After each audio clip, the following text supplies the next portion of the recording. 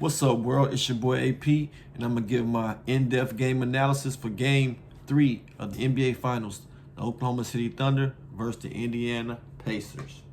Let's go to FanDuel, and let's see the NBA band. Okay, we got the props right here. So it's saying Oklahoma City is -5.5.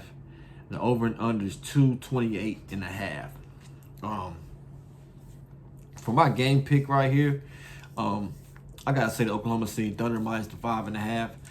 Now I'm gonna dive into my analysis. I got some thorough notes. So if you have seen any of these videos, y'all just hang in there with me.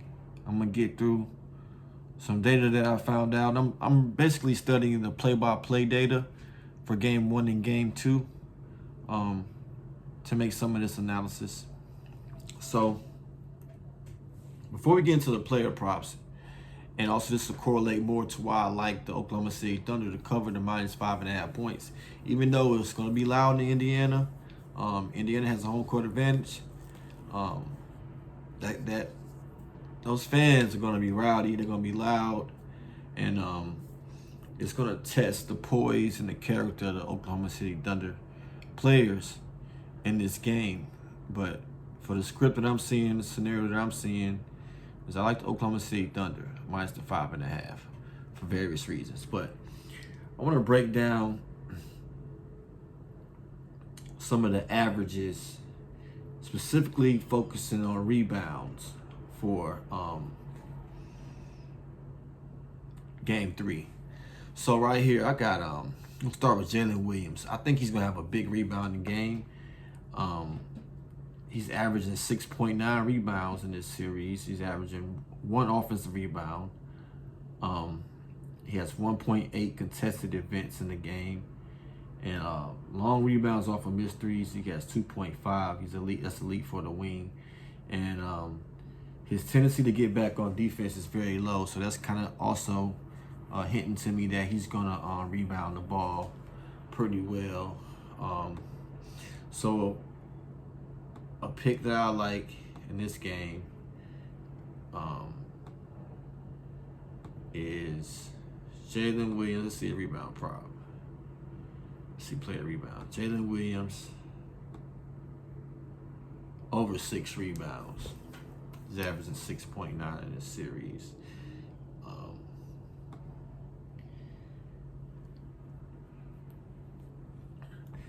Chet Holmgren, he's averaging 7.8 rebounds, 2 offensive rebounds. His rebounds are highly contested. And he has 1.3 rebounds off missed threes. And he's usually there blocking shots and everything. But just with Chet, I'm not too comfortable with his rebounds. Let's see what his prop is. He's averaging 7.8. Almost 8. You can say his line is at 8. It's just going to be hard for him to get there for me. If I had to pick a Chet, I would stay away from it. But I think the line's pretty sharp at 8. But I'm leaning towards the under Chet Holmgren rebounds. Under Chet Holmgren on the rebounds. Look at Isaiah Hartenstein. Now, he's averaging 8.5. He's averaging 2.3 offensive rebounds. 3.5 contested rebounds. That's elite for his minutes. He's not, he's there to crash the boards. Only thing I don't like with Isaiah Hartenstein is his minutes. Just never know how these game scripts can change, and if it changes for like a small ball lineup, more of the Thunder going with Wiggins, still having Chet out there, and Dort and Wallace and Shea or Jalen Williams, just they can mix it up and play small ball very well with the Pacers also. So and with Hartenstein minutes, I just stay away from it. But the data is there. Saying he's averaging 8.5. I think his line is at 7.5. I would rather take,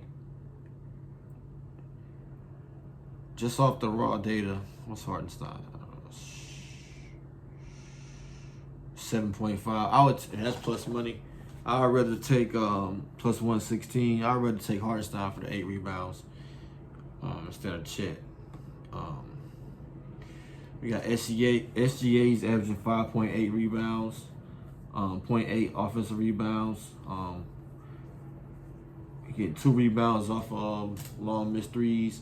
But he's kind of getting back on defense a little bit. He has tendencies of not crashing the board and getting back on defense. I think that line is pretty sharp at 6. I don't think he reached 6 in this series yet. I'm not sure. Don't quote me on that. But I wouldn't look at SGA rebounds either. Taking them over or under. The evidence showing here is that he could be going under. But I wouldn't mess with it because just how many minutes he gets on the court and his athletic capabilities. But if I had to pick from the data that I came up with, I would pick him under. I think he's more focused on scoring and also getting back on defense and not crashing the boards. We got Lu Dort. He's averaging 3 rebounds in this series, 0.8 offensive rebounds, 0.5 contested. You know, he's a defensive specialist. He's getting back on defense. And his line is at 4. It's just so low of a line. If I was putting a parlay together, I'll probably put an alternate line with Lu Dort, maybe minus 5.5 rebounds, or to add some value to it. If I'm trying to piece together a parlay. Pascal Siakam, he's averaging 6.5 rebounds. He's averaging 1.5 offensive rebounds, 2.5 contested. He's also getting a few long rebounds. And he's not really looking to get back on defense. He's looking to rebound the ball. His rebounding has increased in this series from the last series. I just don't know how much better of a rebounder has he become. His line in this game for game 3 is at 7.5 for plus money, plus 102. Just from my data, I have to just go by this. He's averaging 6.5. I'll take him under that 8 rebounds. But I couldn't talk you off of it if you like it. We do see some signs of him crashing the boards, going after get some contested rebounds. So getting 1.5 offensive rebounds. So he's a key player for the Pacers. It's just depending on if the OKC not gonna go out there and just blast him off the court, But still supporting the data. I would say under, but I wouldn't mess with it. You can go either way. For Miles Turner, he's averaging 4.8 rebounds, 1 offensive rebound, 2 contested. He's getting 1 off missed threes. He's kind of getting back on defense because he's not really crashing the board. He has to go down there and get established quickly because he's a slower moving big man. He kind of plays outside the paint. But when I'm watching the game from an eye test, to me, Miles Turner is better offensively than Isaiah Hartenstein. He's getting some mismatches down there when the guards switch off on him. I seen him, knock down a couple shots over Chet, and also I seen him, block Chet a lot. So he can get a couple easy rebounds off blocks. His line is at 4. He's averaging 4.8. Let's just go see what his line is. His line is at 6. Not even for plus money, minus 122. The books must think he's gonna get an uptick in rebounds. I'll just stay away from it. If I had to make a pick, I would say he go under those 6 rebounds. The data just doesn't. Data doesn't show that he's going to rebound. He's getting back on defense also. And we got Aaron Nesmith. He's averaging 4.8 rebounds, but he did have a big rebounding game. One of those games, in game 1, he had 12 rebounds. Let's see, where is he at? Aaron Nesmith. I think his line usually at. His line's at 6. He's averaging 5.8.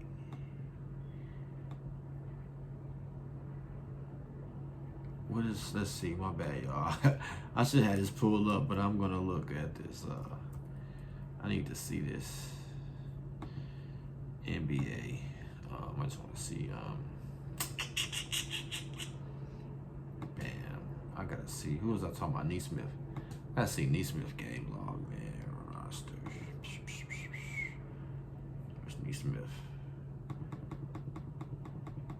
I just have to look. I know he had 12 one game. And let's see. Neesmith game log. He averaged 4 rebounds in the regular season. He got 4 the last game. He got 12 that game. That's a discrepancy that that's a major discrepancy. So for so far, I'll tell y'all, I like Jalen Williams over his rebounds. Man, I like Miles Turner under his. I like Neesmith better under his. He got to get back on defense, man. He can't crash the glass. He got to worry about Shea Alexander. Shea Alexander out there torching them boys. You dig? And the last guy I'll go over it. It's a bunch of guys with rebounds, y'all know, but got Tyrese Halliburton.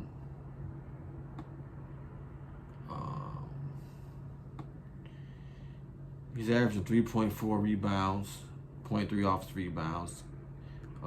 He gets like 0.8 contested rebounds. He gets 1.9 rebounds off of long 3-point misses. He sometimes crashes the glass, sometimes he doesn't. Only thing with Tyrese, his line's at, I think, at 4.5. Y'all know, y'all saying, man, this guy taking a lot of unders. I'm just looking at what the data's showing me. But he can have those outburst rebound game. Where Tyrese Halliburton, 4.5. He's after it. You just say 4. It's a sharp line, but the way I'm seeing that he kind of freelances, I'm not gonna mess with it.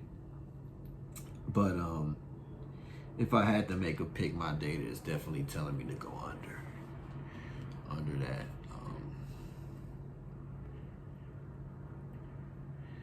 So yeah, just going over some of the data, like the rebounds. The data shows that Jalen Williams' high rebound total, 6.9, is not a fluke. He excels as a freelance rebounder, averaging 2.5 long rebounds per game off missed threes against a Pacers team that takes high volume of threes. His opportunity to collect these specific type of rebounds is amplified. This is strong data-driven evidence that his rebounds over prop is consistently valuable. Both Dort and Neesmith play significant minutes but have low rebound totals. My analysis, to get back on defense tendencies is high. So yeah, I might add Dort, but like I said, I add Dort on alternate line.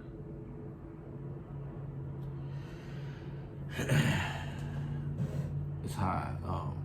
The play-by-play data shows that they are consistently uninvolved in rebounding events because their primary role is to sprint back and prevent transition baskets, a crucial job against a team like the Pacers.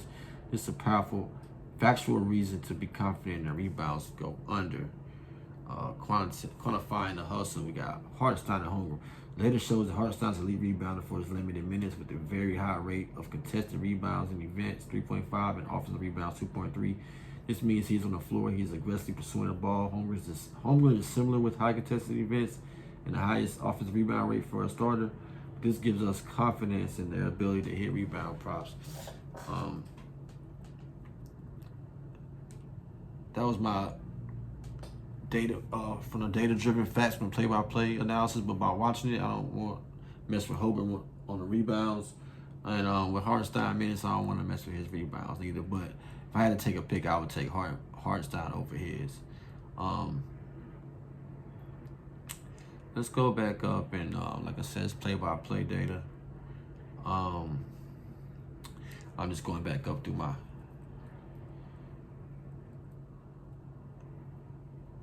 notes.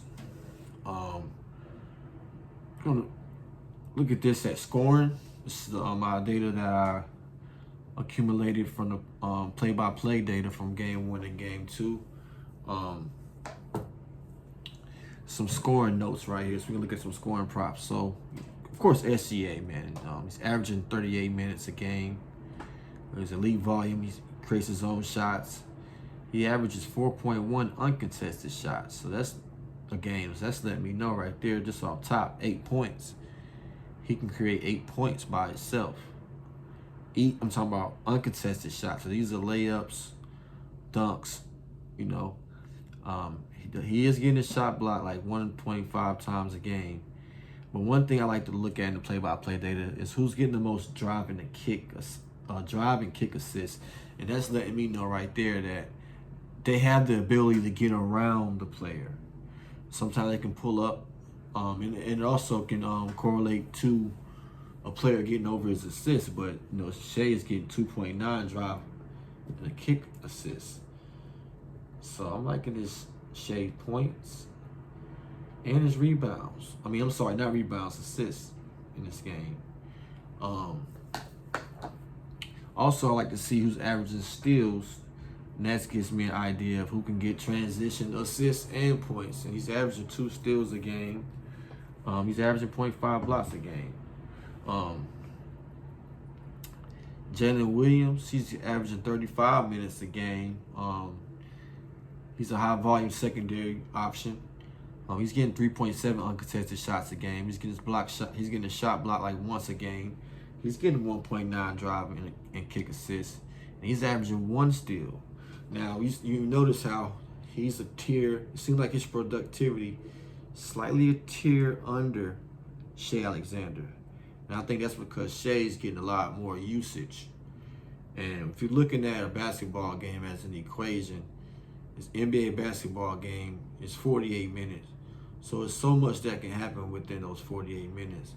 So while Shai is getting a high volume of the shots, a ball in his hand, getting a high volume of assists, Jalen Williams is a tier under that. So I do think that he can have a high scoring game in this game. He's due for one. I think this is the one. I know he had a 30-point performance in the last series, but that was against Minnesota. They just looked like they was ready to go to Cancun. My data is supporting that Jalen Williams could possibly have a good scoring game. Let's see what his props is like. His points. He's just due for a breakout game. What's his points? 20.5. Man, he got to show me first, man. He got to show me first. He got to show me first. But he's a high volume secondary scorer. It means he can get 6, almost 8 off just uncontested shots. Add that steal if he can get a point in transition. That's 10 right there. Can he get to the free throw line? Let's see, you're looking for 11 more points. This guy right here, the next player I'm going to Chet Holmgren, man. He really, I was wrong about him in this series. I thought he would do well in this series, you know. They would knock down some 3-pointers. But Miles Turner giving him some problems over there, man. He's lucky to get a shot block at most times, almost 2 times a game. He's getting a shot block. He's getting 0.3 drive and kick assists. He's not touching the ball that much. He's more relying on getting assists from Pacers messing up in defensive matchups. I do believe he can score the ball, so I wouldn't want to take his under on points. But I'm just staying off his points prop. I think it was like 15.5 or something like that. I'm not gonna mess with shit. Alex Caruso. Now this is this right here, man.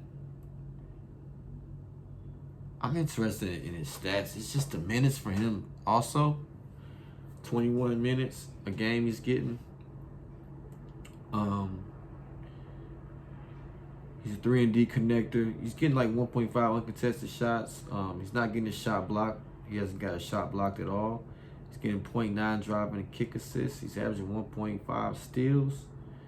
I like him for 10 points. We know he can get about 4 almost from uncontested shots. He's getting 1.5 steals. And he's getting one drive and kick assist. So it's looking like he can get to the rim. He can draw some fouls. I like to take Alex Caruso for 10 points. That would just be something I would set to the side. I wouldn't even incorporate him into a parlay because of the minutes again. I do believe him and Hartenstein can really accumulate some stats in this series. But, you know, once they get to pumping their stats up that high and everybody's clicking, you know, they're the first ones to go to the bench as well to get some rest. So, I don't know. With Lou Dort, he's getting 29.5 minutes a game. For us his scoring, I do like him for threes. I mean, he's averaging 1.5 steals also, but he's just shooting threes. So if he's not knocking them down, I'm not really seeing him getting. Let's see his drive and kick assist. See 0.3 drive kick and kick assist. So that's letting me know he's not really getting around his defender like that. I mean, so I wouldn't take his under because his ability can shoot threes.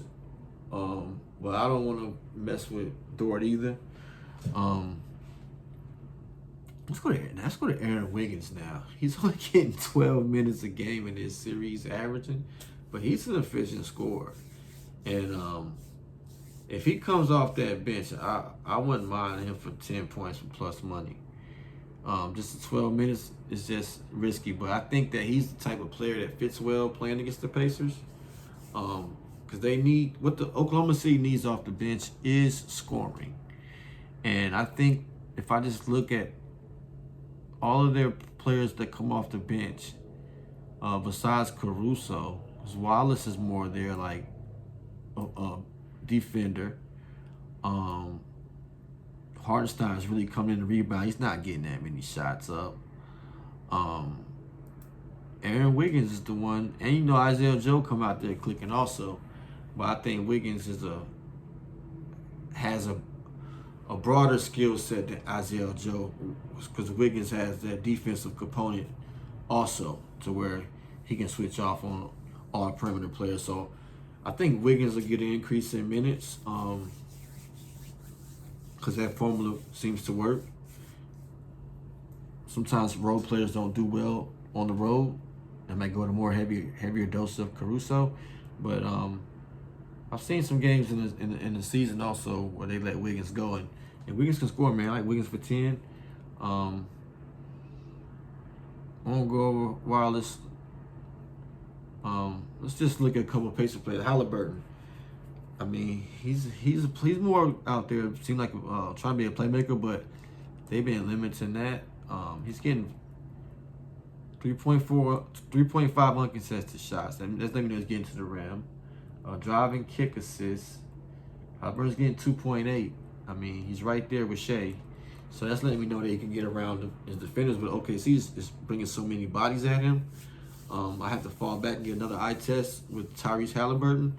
You know, he's known to have these high output stat games, and then next, you know, he might hit 21 game, eight points the next game. So I'm just gonna kind of stay out Tyrese Halliburton because the Oklahoma City Thunder defense is so much pressure. I don't know if he's gonna magically turn into Houdini in Indiana, but I think they got his number. So I would stay away from him. But even though the data represents that he has the potential to get his points if he's being aggressive on the offensive end. But I'll just stay away from him. Siakam, I think this is the guy that's gonna have to turn up, man. He's getting 32.5 minutes. He's getting 4.3 uncontested shots. Oh my boy at Pascal. He's getting 0.8 drive and kick threes, assists for threes. Shot. Let me see if his shot getting blocked. He's getting about a shot blocked like once a game. If I had to make a pick, he hasn't got there yet. That's another one. It's just gotta give credit to Oklahoma City Thunder defense. With Siakam, I think he does have the skill set to get to get over his points prop. We see Turner. He's getting 27.5 points. He's stretch interior big. Let's go through this. Like I said, player prop. Shai Alexander's over and under 33.5. His pace and what I project him to get, I project him to get about 36 points. Tomorrow, I say he gets over. He gets that star player volume. His average of 21.5 field goal attempts and 12 free throw attempts this series is telling you that he can get over this prop. And also his high drive and kick assist rate shows the pace of defense must collapse on him, opening up lanes for his own scoring. So see Jalen Williams, like I said, man, I think he's right up under that 20.5 line, unless he just has an insane game, and he's due for a breakout. But I just can't get there with Jalen Williams points. I'm liking his rebounds more.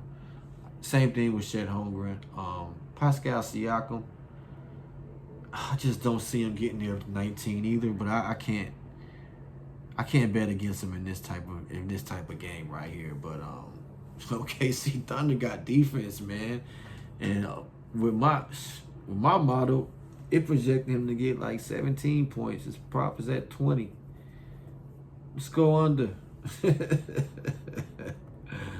Tyrese Halliburton, the same thing, man. I'm seeing him getting like 12 points. He's averaging 12 points a game this series.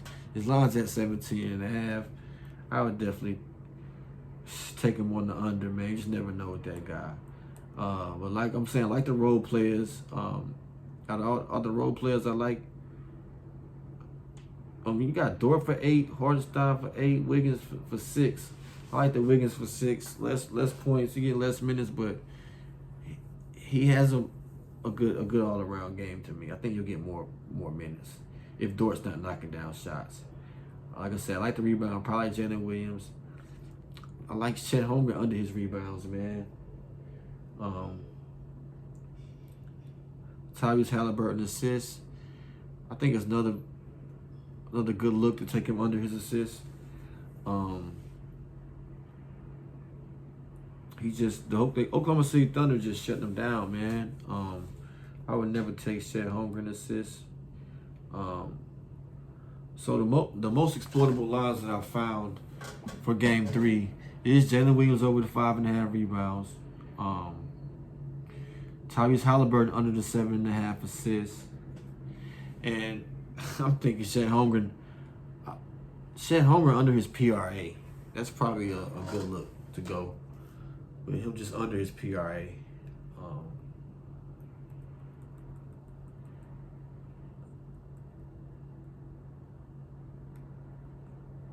So, see, some more notes I took. Shai Alexander rebounds. The projections well over the line. I'm like, I'm not knowing about Shai rebounds. I just think he's going to be able to score. But the model is showing he can go over that. And also the assists, man. They got Jalen Williams at 6 assists. I think he's going to go under that line. I think he's going to try to score more in this game. I think Shai has pretty much figured out how to control the offense, and he's going to have to get Jalen Williams involved. I think he can get 5. I think I like Jalen Williams under his assists. Over the rebounds, under the assists. Same thing, Chet Holmgren's assists. Lou Dort, just like with Nesmith, man, I like them under their rebounds. Maybe adjust the lines more. I wouldn't adjust Nesmith's line, though. It's at 6. But adjust Dort's to probably 6 also. Because he's out there, man.